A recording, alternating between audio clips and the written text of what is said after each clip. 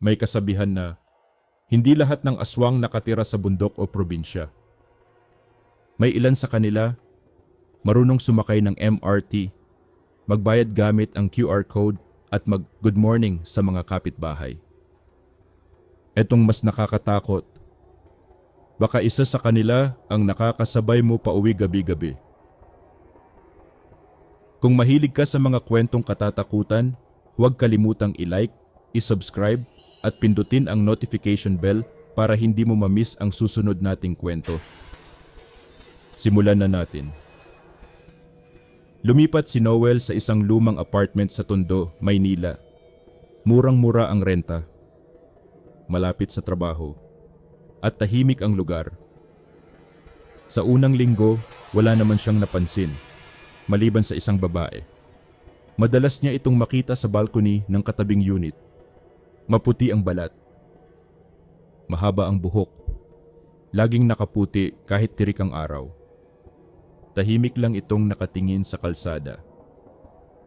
Tinatawag siya ng mga kapitbahay na si Aling Mara. Pero kakaiba, walang nakakaalam kung saan siya nagtatrabaho. Wala ring nakakakita sa kanyang lumalabas sa umaga. Tuwing 6:00 lang ng gabi, bumubukas ang pinto niya. Pagkatapos, mawawala na naman siya. Natawa lang si Noel. Baka night shift. Ganun din naman ako. Pero habang tumatagal, may napansin siyang kakaiba. Tuwing madaling araw, may maririnig siyang parang may gumagapang sa bubong. Parang may mabigat na hayop, minsan may kaluskos, minsan may mahahabang kuko na kumakayod sa yero. Nagreklamo siya sa landlord. Ngumiti lang ito.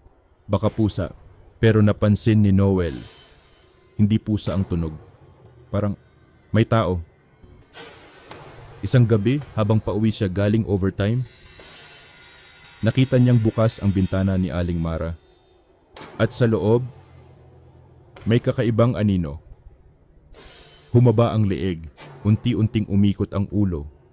At pagkatapos, may dalawang matang pula ang tumingin diretso sa kanya. Napaatras siya. Pero nang kumurap siya, normal na ulit ang lahat. Kinabukasan, may balitang may natagpo ang bangkay sa kabilang barangay. Walang dugo, walang sugat, parang natuyuan lang ng buhay. Araw-araw, may nadadagdag, iisang paraan ng pagkamatay. Nagsimula ng matakot ang buong lugar. Naglalagay sila ng bawang sa mga pinto. May nagsabit pa ng rosaryo sa gate. Pero hindi pa rin tumitigil ang pagkamatay. Isang gabi, nauwi ng maaga si Noel. Biglang nawalan ng kuryente. Madilim ang buong apartment. Habang paakyat siya sa hagdan, may naamoy siyang matapang na pabango. Kasunod nito, may malamig na boses. Noel! Napalingon siya. Wala. Naglakad ulit siya. Noel. Mas malapit. Paglingon niya, nasa likod na niya si Aling Mara. Nakangiti. Late ka yata umuwi. Piliting ngumiti si Noel. Opo. Pagpasok niya sa unit, bigla niyang narinig ang malakas na kalabog sa bubong. Bug! Bug! Bug! Parang may tumalon. Dahan-dahan siyang sumilip sa bintana at doon niya nakita, hindi tao si Aling Mara. Nakadikit siya sa pader ng apartment. Parang butiki, baliktad ang katawan. Mahaba ang dila. Mahahaba ang kuko. At dahan-dahan siyang gumagapang paakyat sa bubong. Napahawak si Noel sa bibig. Aswang. Hindi siya nakatulog. Kinabukasan, nagdesisyon siyang sundan ng babae. 6:00 ng gabi, lumabas si Aling Mara, nakasuot ng simpleng damit. May bitbit pang eco bag na parang galing grocery. Sinundan siya ni Noel, naglakad lang ito sa Divisoria. Dumaan sa Quiapo. Hanggang makarating sa isang abandonadong gusali. Pumasok ito. Tahimik na sumunod si Noel. Sa loob, may amoy na nabubulok, May mga lumang altar, may kandilang itim, at sa gitna, may malaking palayok puno ng mga buto. At doon niya nakita ang totoong anyo ni Aling Mara. Unti-unting humiwalay ang kalahati ng katawan nito. Lumipad ang itaas na bahagi. Nakabitin ang lamang loob. Mahabang dila, mapupulang mata at ngumiti ito.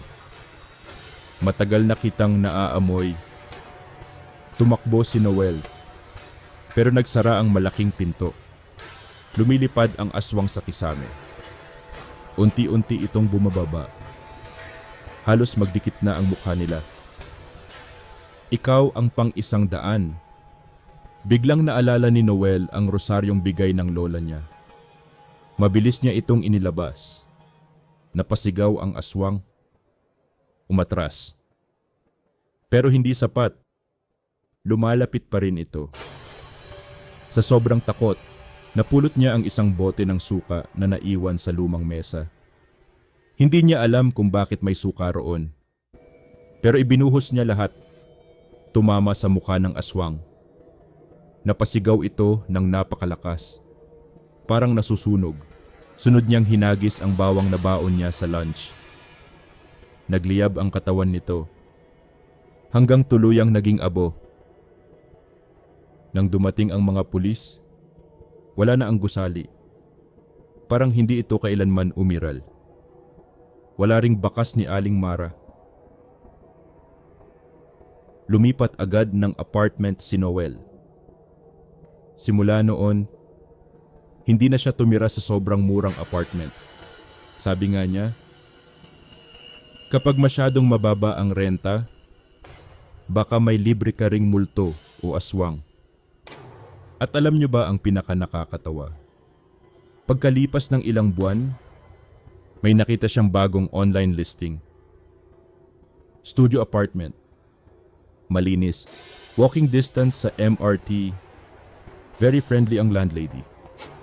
Pagtingin niya sa picture, si Aling Mara ulit ang nakasmile sa balcony. At ang mas nakakatakot, mas mataas na ang renta. Talagang pati mga aswang tinamaan na rin ng inflation. Kung nagustuhan mo ang kwentong ito, huwag kalimutang mag-like, mag-subscribe at i-share ang video. At tandaan, sa Maynila, hindi lang traffic ang dapat mong iwasan sa gabi. Baka may kasabay kang umuuwi na hindi na talaga tao.